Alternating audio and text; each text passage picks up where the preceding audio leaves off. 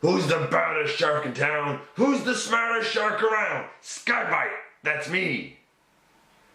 Sky-Byte, that's him, always looking for approval.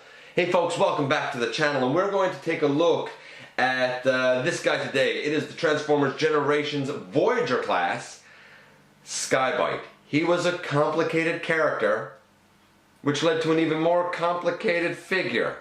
Stick around and we'll check it all out in the latest GotBot True Review.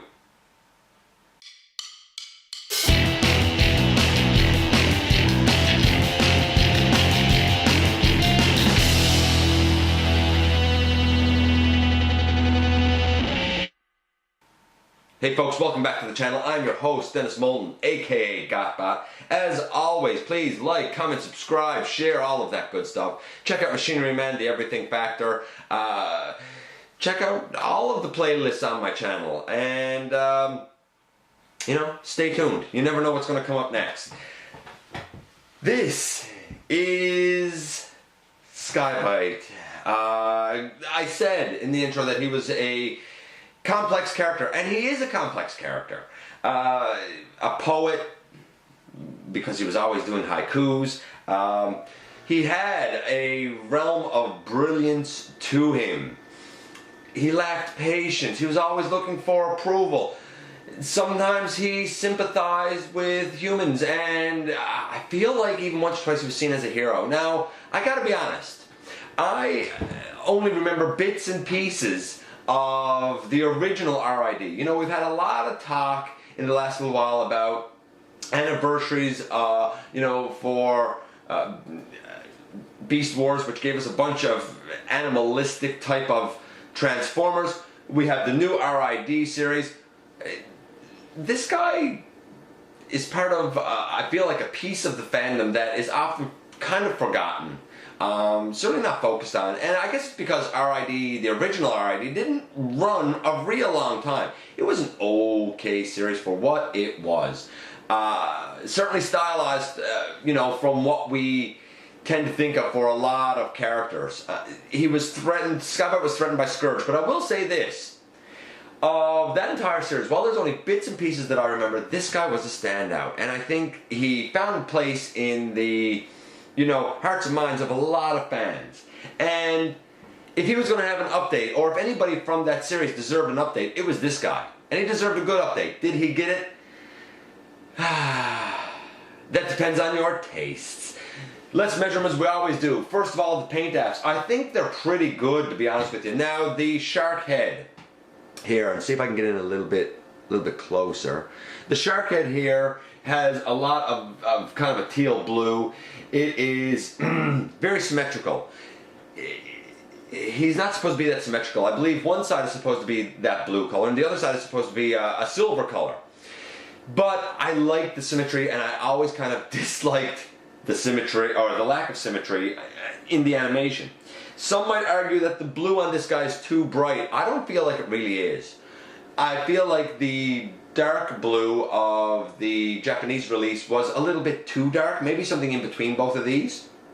The yellow on him is great, though the face sort of ends up being a bit of a gold color. It's a little bit different, I guess because that's paint, and the yellow used elsewhere is, I think, yellow plastic. I do like the wash down here, going from yellow to silver on his legs. I think that's beautiful paintwork right there. Overall though, I think it looks like Sky-Byte. I really do. And I'm going to have to give his paint apps a 9. Easily, a 9. It's Sky-Byte. There's no doubt about it. Posability, playability. Unless you have a stand to use with him in shark mode, he's not great because of the way that he's curved. It looks cool that it looks like he's kind of jumping out of the water, but I don't think it translates well. You can't really do anything with it unless you have a figure stand to put him on. In robot mode, he has some really peculiar articulation. So we'll kind of do a piece at a time here. These wing things on the back, they can move up and down like this. This is about as far out as they go. It'd be nice if they could probably go out a little bit more, but you know, I understand why, because otherwise they bang into each other. The head does go left and right.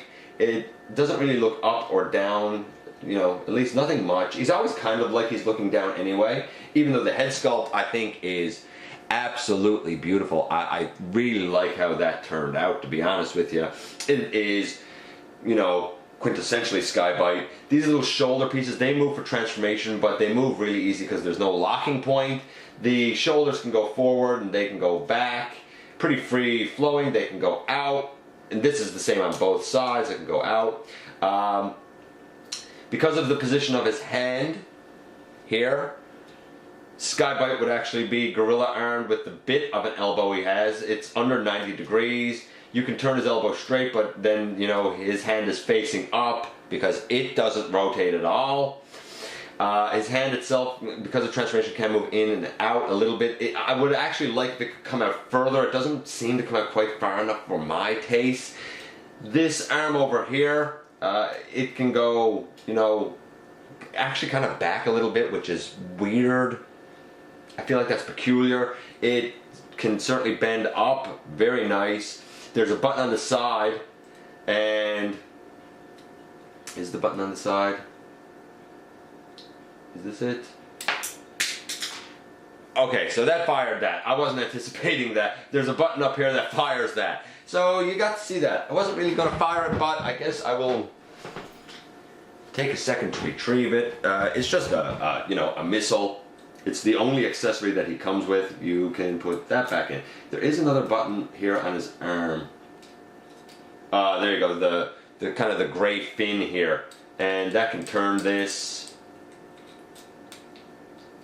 around, make it rotate. These two larger claws, they can open and they can close, so that's cool.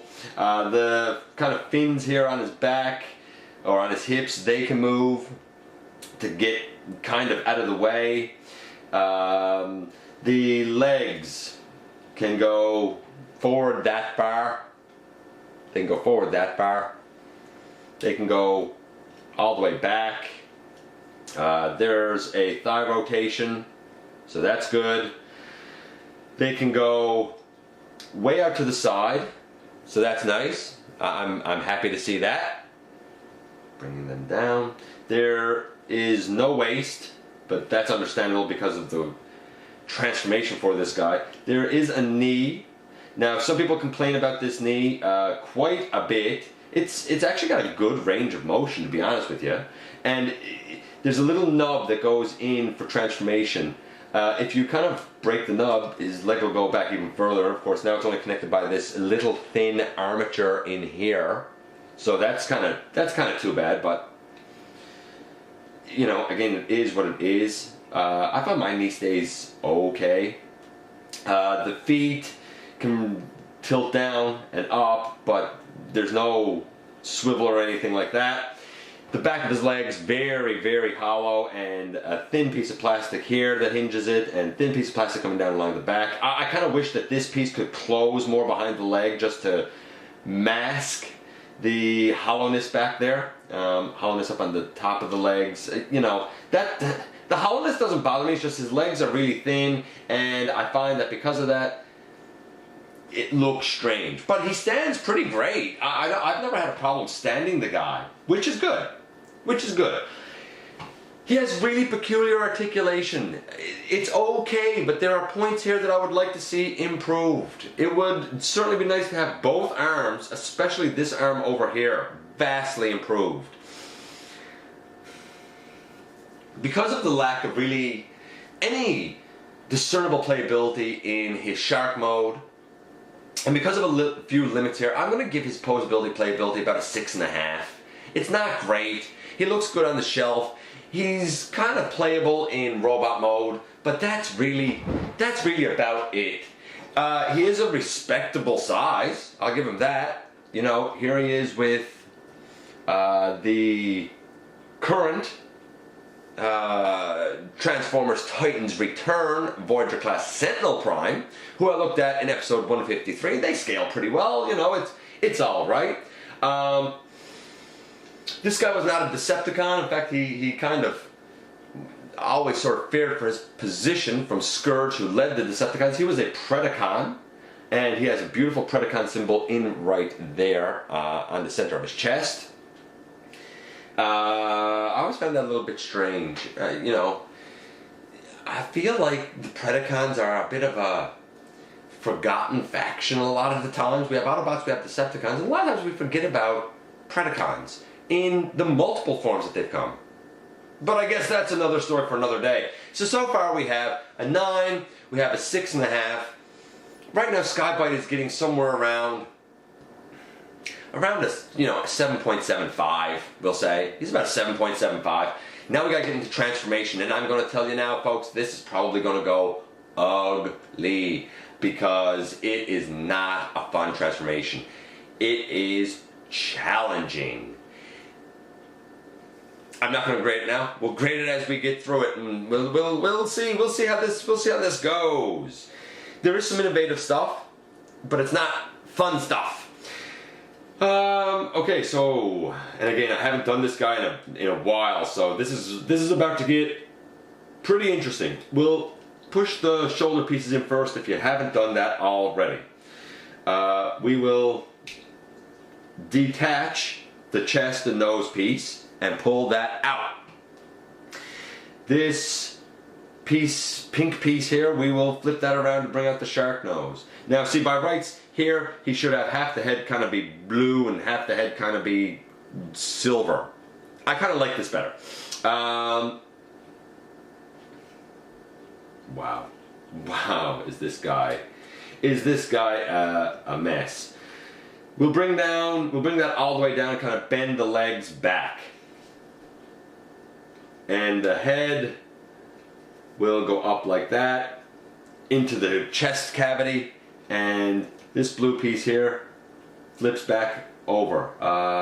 Do I need to turn this around? I can't even remember if I need to turn his head around. That's how long it's been since I've done this guy. Yeah, maybe. Yeah, there you go. That looks right. So turn the head around, put it into the chest cavity, and flip his chest all the way down straight on the body. And there's a little blue tab here that flips back right there. That's the head and kind of center of the body. Done. The legs are going to be a huge challenge. You can bring these fin pieces kind of out to the side for now, because, well, they're going to have to come out. We detach the knees. Now, I guess I'll point this out. There's a little tab up here. A little gray tab up here. It doesn't go into the slot here, at least not on mine it doesn't. I don't know if it's a tolerance issue or what, but it goes over the top of it. So when you push this in to make the leg, when he's going to robot mode, you kind of take it and you push it in, and the tab is over the top. And it is a little bit of a click. Little bit. And that will basically be what holds it in position. And it's hit or miss if it holds it well, to be perfectly honest with you. You can unattach this knee as well. Take the feet and fold them back all the way and fold them back all the way. Now this is when it gets interesting. Try and get these arms up and out of the way. The thighs need to go way back, and then this gray armature needs to come all the way forward. So the thigh goes way back, that armature comes forward. The thigh here goes way back, and that armature comes forward. You want to bring this silver and yellow leg section up in here, and it tabs in a whole bunch of spots. When you have that done, you should be able to tab the lower jaw pieces together. There's a couple of teeth on this side and a couple of teeth on this side, and they interlock, or they should interlock. Let's hope that this works. Let's see how this goes. Let's see how this goes now. Maybe I can even tab them together first. Can I? It might help to straighten up the legs there a little bit.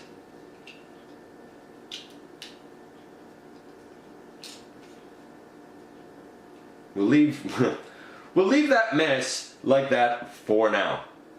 And this is kind of how he looks now. And you can see the way the curve of the body is going. Now we come to the arms. The arms will be tricky if you don't know what to do with them. But luckily there's a bit of a guide here to help you with the arms. On the arm with what's going to become his tail, it's the arm with his blaster. there's a little yellow peg right there. Little yellow peg. We're going to bring this whole shoulder piece up and in. When you bring that shoulder piece up and in, you want to make sure that this yellow peg is facing, I guess, toward the center of the body. Now you want to take this shoulder and arm and turn it the right way because there's a hole over here. Bring this shoulder up and now those two shoulders peg together. You'll notice now his arms are really kind of close to one another. Well, you know what? Let's kind of take care of that. You open up the arm that has the hand. You unfold it and you fold the hand in. When you fold the hand in, it actually goes all the way up to the point where his fingers come out through a little hole on the top here.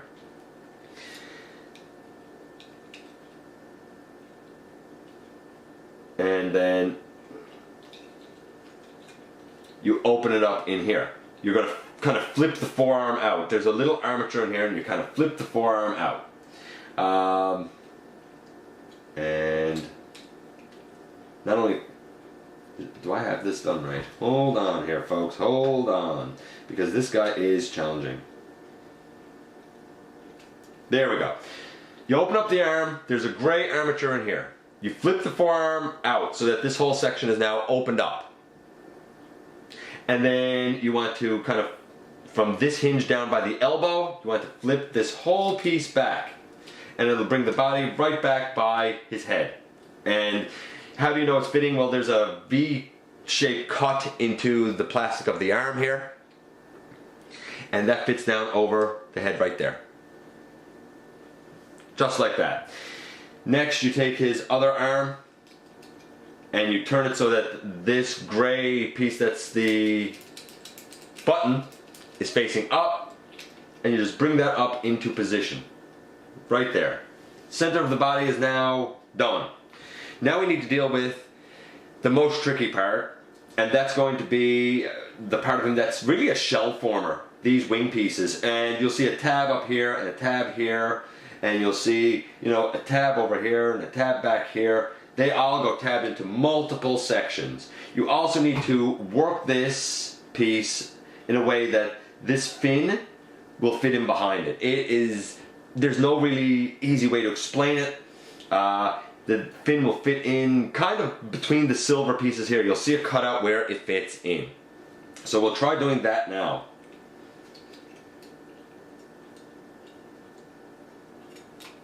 The tolerances of fitting this are quite tight and not enjoyable. I got that one in okay. And really what you're bending it from, by the way, is back here. There's a hinge right here and there's a little hinge over right here. That's where you're bending this shell former piece from. That goes in like that. And now we just start tabbing everything together, at least as best as we can. And I'm not going to pretend that I'm necessarily going to get this guy tabbed in perfectly. Now, I probably won't get him tabbed in perfectly, but I will get him tabbed in good enough for review purposes here. But everything is very kind of specific with this guy. Did I put his feet the wrong way?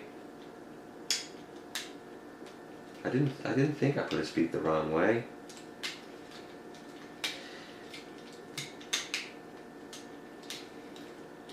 Maybe I did. Let's see. Nope. It's just they don't want to go up and tab in well. There, I got that side tabbed in, and this side over here is now also tabbed in. And boom, in the end, there is Sky-Byte. It's a lot of tabbing.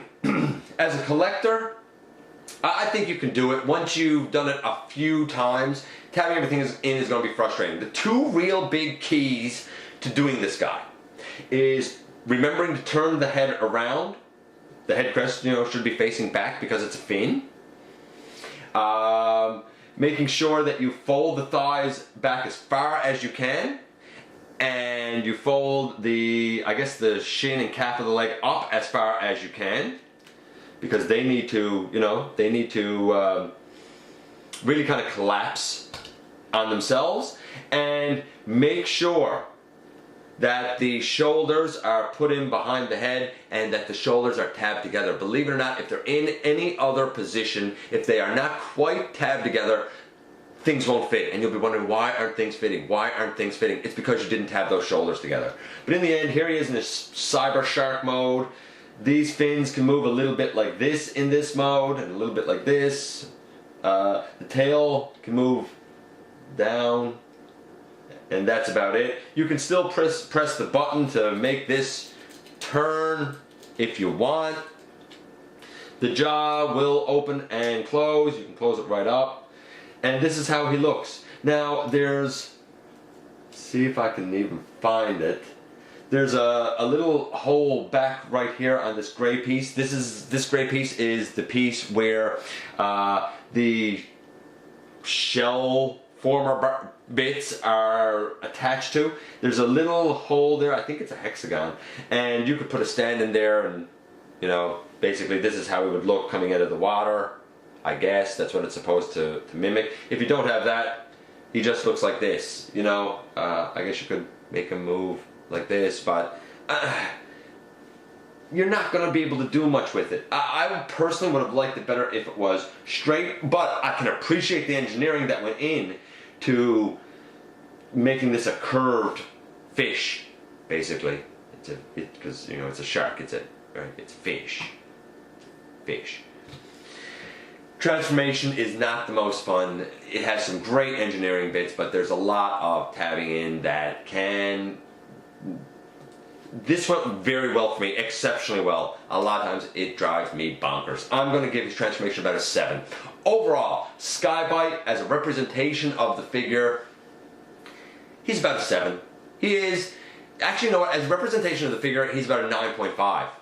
I mean, it's a good looking shark, it's just not flat or out straight. It's a good looking robot in terms of homaging the character. So it's about a 9.5 there if you want something on your shelf. For fun, for playing. Would I ever get this for a kid? No, I wouldn't bother.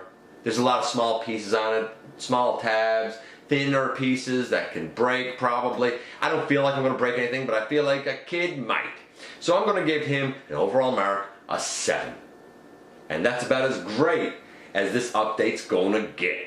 Anyway, that's it for this guy. I'm shocked it went as well as it did.